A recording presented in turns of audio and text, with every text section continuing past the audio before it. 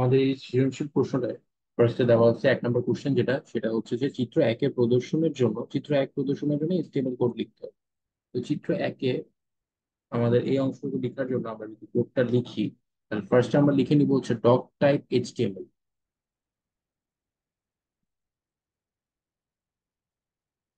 Doc type HTML লেখার পর আমি লেখাটা ঠিক মতো লিখি নাই,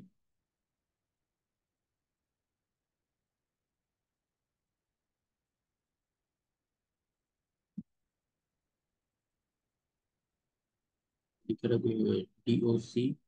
DOCTYPE দেন HTML। ডক টাইপ HTML মানে হচ্ছে ডকুমেন্টেড টাইপ HTML। এটা না লিখলে তো আমার একটা প্যারার বিষয়। তো এটার পর আমরা লিখবো এইচটিএমএল। শুরু করলাম এখান থেকে এইচটিএমএল এর আমাদের কাজটা। তারপর হচ্ছে হেড অংশ থাকে, আমরা জানি এইচটিএমএল দুইটা পার্ট, একটা হচ্ছে হেড আর বডি। তো হেড অংশ আমাদের তেমন কোনো এখানে কাজ নাই, আমি জাস্ট হেড লিখে হেড অফ করে দিছি। এটা জাস্ট ফর্মালিটির জন্য লিখছি, না লিখলেও চলবে।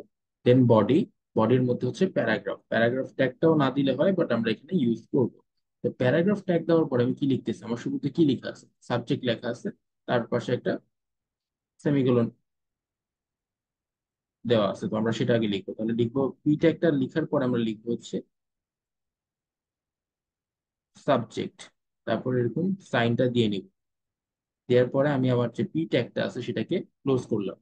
এতটুকু গেল। এবার এরপরে কিন্তু আমার লিস্ট শুরু হয়ে যাচ্ছে, 3 4 5 দিয়ে ইংলিশ বাংলা আইসিটি। এখন এই লিস্টটা কোন ধরনের, 3 4 5 যেটা, এটা হচ্ছে অর্ডার লিস্ট, এটা সিকোয়েন্সিয়ালি থাকে। তাহলে আমরা লিখবো হচ্ছে OL। এখন কথা হচ্ছে এখানে টাইপটা আমাকে নির্ধারণ করে দিতে হবে। অর্ডার লিস্ট যেটা আছে এটার ধরনটা কি, ধরনটা হচ্ছে এটা 1 2 3। যদি ABCD থাকতো এখানে এ দিতাম, যদি ছোট হাতের ABCD থাকতো ছোট হাতের এ দিতাম, যদি রোমান সংখ্যায় থাকতো তাহলে একটা ছোট করে আই লিখে দিতাম বা বড় করে আই লিখে দিতাম। এটা হচ্ছে টাইপের মধ্যে যেটা। এখন যেহেতু আমাদের 3 4 5 আছে, নাম্বার আছে, তাই আমরা টাইপ দিলাম হচ্ছে 1। এখন আরেকটা বিষয় হচ্ছে এটা শুরু হইতেছে কোত্থেকে, শুরু কিন্তু হইতেছে 3 থেকে, 1 থেকে শুরু হইতেছে না। তা আমরা যদি টাইপ দিয়ে জাস্ট এভাবে শেষ করে নর্মালি লিখতে থাকি, তাহলে কিন্তু বাই ডিফল্ট 1 থেকেই শুরু হবে। আমাদেরকে নির্ধারণ করে দিতে হবে যে ভাই এখানে শুরু হবে 3 থেকে।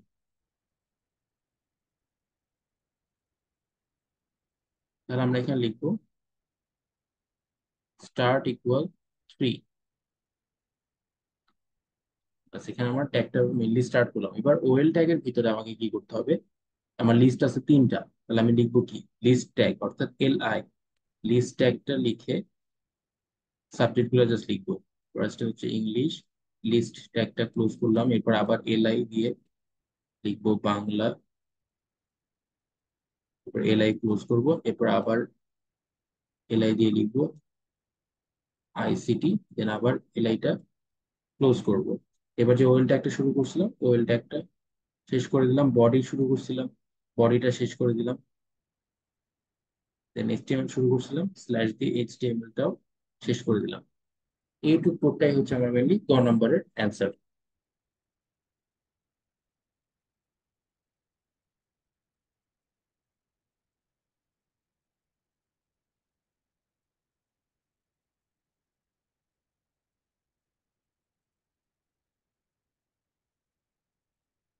এবার আমরা ঘ নম্বর কোশ্চেনে চলে যাবো। ঘ নম্বর কোশ্চেন আমাকে বলছে হচ্ছে চিত্র 2 ওয়েব পেজের প্রদর্শনের জন্য HTML কোডটা।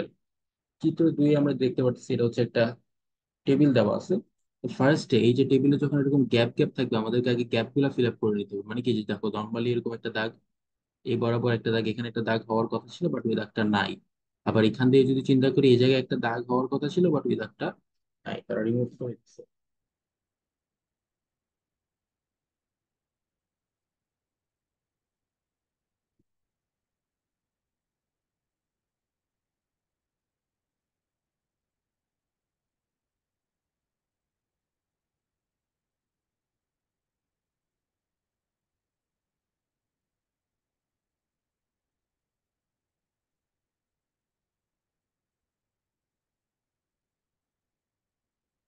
তো এটার জন্য আমরা ফার্স্টে হচ্ছে বাকি অংশগুলো লিখলাম না, জাস্ট বডি দিয়ে শুরু করছি।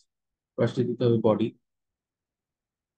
বডি দেওয়ার পরে কি করব, যেহেতু টেবিল ড্র করতে হবে, তাহলে আমি আগে একটা টেবিল ট্যাগ দিব। টেবিল ট্যাগ হচ্ছে এভাবে টেবিল লিখতে হবে। এখন কথা হচ্ছে ভিতরে আমার তো টেবিল লিখলেই তো হবে না, টেবিলের একটা বর্ডার থাকে। যে এখানে যে আমাদের এরকম একটা বর্ডার দেওয়া আছে, বর্ডারটাও তো আমাকে নির্ধারণ করে দিতে হবে। তাহলে আমি লিখবো হচ্ছে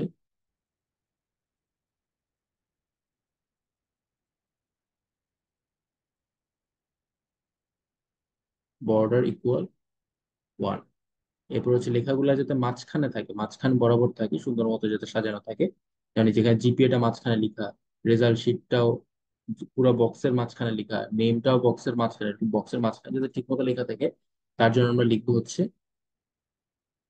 সেল প্যাডিং ইকুয়াল একটা ইচ্ছা মতো দিয়ে দিলেই হবে, 5 দিয়ে দিলাম। ট্যাগটা ক্লোজ করবো। Okay. তো টেবিল ট্যাগ গেল, শুরু করে দিচ্ছি টেবিল ট্যাগ। এবার টেবিল ট্যাগের মধ্যে আমরা কিন্তু সবসময় রো বরাবর কাজ করি। এই যে ফার্স্টে এটা একটা রো, এই রো বরাবর কাজ করবো, এই রো এর কাজ শেষ হয়ে গেলে সেকেন্ড রোতে যাবো, তারপরে থার্ড রোতে যাবো। রো বরাবর যদি কাজ শুরু করি, ফার্স্টে আমার এখানে কি আছে দেখো, এখান থেকে স্টার্ট করলাম। স্টার্ট করার জন্য এখানে হবে হচ্ছে আমি টিআর লিখবো। টিআর হচ্ছে টেবিল রো, শুরু করলাম টিআর। টিআর যাওয়ার পরে আমাকে লিখতে হবে টিডি, টেবিলের যে ডেটাটা থাকে ওটার জন্য লিখবো হচ্ছে টিডি। এখন কথা হচ্ছে এই যে টিডি লেখার জন্য যখন আমি এই পাশে আসলাম, কিন্তু দেখা যাচ্ছে কি এখানে তারা কি করছে, এই কলামটাকে রিমুভ করে দুইটা ঘরকে একত্রিত করে দিছে। তার মানে এখানে আমাকে কল স্প্যান ইউজ করতে হবে। তাহলে এটাকে আমরা এভাবে লিখতে পারি যে ফার্স্ট লিখবো টেবিল, তো গেল, এবার লিখবো টি আর, টেবিল রো শুরু করলাম, এই যে এই পজিশনে আসি। টেবিল রো শুরু করার পরে আমাকে লিখতে হবে টি ডি, কিন্তু এইখানে মেনলি আমার দুইটা টিডি হওয়ার কথা। যদি এরকম, এটা যদি এরকম একটা দাগ থাকতো তাহলে আমার এখানে একটা টিডি হতো, এখানে একটা টিডি হতো। বাট আলটিমেটলি টিডি হইতেছে একটা। কারণ কি, আমি কল স্প্যান করে এই কলামটাকে রিমুভ করে দিতেছি। তাহলে এই জায়গায় আমরা লিখবো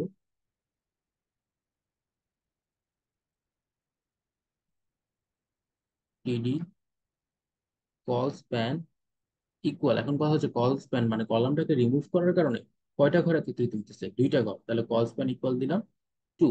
এবার এখানে আমি আমার লেখাটা লিখবো। লেখাটা কি ছিল, রেজাল্ট শিট। এবার আমি আমার টিডিটা ক্লোজ করে দিলাম। টিডি ক্লোজ করার পরে আমি এই যে টিআর শুরু করছিলাম, টিআরটারেও শেষ করলাম। তাহলে আমার এই রো পর্যন্ত প্রথম রো এর কাজটা কিন্তু শেষ। এবার আমি দ্বিতীয় রোতে যাব, টিআর শুরু করলাম। দ্বিতীয় রোতে প্রথম ডেটাটা কি, নেম। তাহলে আমি একটা টিডি দিলাম, টিডি দিয়ে লিখলাম নেম, দেন আমি টিডিটা ক্লোজ করে দিলাম। এতটুকু গেল। এবার যখন আমি দ্বিতীয় অংশে যাচ্ছি, দ্বিতীয় অংশে লক্ষ্য করো, এই যে জিবি এর এখানে কিন্তু একটা রো, এই যে বরাবর যদি আমরা চিন্তা করি, এখানে একটা রো হইতে পারে, রো হওয়ার কথা, বাট ওই রোটা নাই, রোটা রিমুভ করে এই দুইটা ঘর অর্থাৎ এই ঘর আর এই ঘরকে একত্রিত করে দেওয়া হয়েছে। তাহলে এখানে আমরা কি লিখতে পারি, পরবর্তীতে আমরা আরেকটা লিখবো টিডি, কারণ একই রোতেই তো আসছি। টিডি, তার মধ্যে আমরা লিখবো রো স্প্যান ইকুয়াল 2, দুইটা ঘর একত্রিত হয়েছে তাই। এবার রো স্প্যান দেওয়ার পরে আমি এখানে লিখতেছি জিপিএ, দেন আমার টিডিটা ক্লোজ করলাম। এবার যে টিআরটা ছিল এই টিআরটাকেও ক্লোজ করে দিলাম। সেকেন্ড রো এর কাজ শেষ। এবার থার্ড রোতে যাব, তাহলে আরেকটা টিআর দিলাম, তারপর টিডি দিলাম। টিডি দিয়ে লেখা আছে ভিতরে রোল, তাহলে জাস্ট রোল লিখলাম, টিডিটা ক্লোজ করলাম। এখন কথা হচ্ছে এই যে রোল, এটা রোলের পার্ট তো লিখে ফেললাম, জাস্ট টিডি দিলেই হয়ে গেল। এবার রোলের পাশে যে এই যে এই অংশটুকু, এই অংশটুকু কিন্তু আমি একটু আগেই জিপিএ অর্থাৎ সেকেন্ড রোতেই দিয়ে দিছি। তাহলে এখানে আর আমার কোনো কিছু এক্সিস্ট করতেছে না বা থাকতেছে না, এটা আমি একটু আগেই তো ইউজ করে ফেলছি পুরোটা। তাহলে এখানে জাস্ট আমার একটা টিডি হবে। দেন আমি আমার টিআরটা ক্লোজ করব। টিআর ক্লোজ হয়ে গেলে আমার থার্ড রো এর কাজও শেষ। এবার কি করব, এই উপরে দেখো টেবিল শুরু করছিলাম, টেবিলটা একটা শেষ করে দিব। দেন বডি শুরু করছিলাম, বডিটা একটা শেষ করে দিব। তাহলে এখন এখানে যতটুকু দেখতে পাচ্ছি এটাই হচ্ছে আমাদের ঘ নম্বরের অ্যান্সার।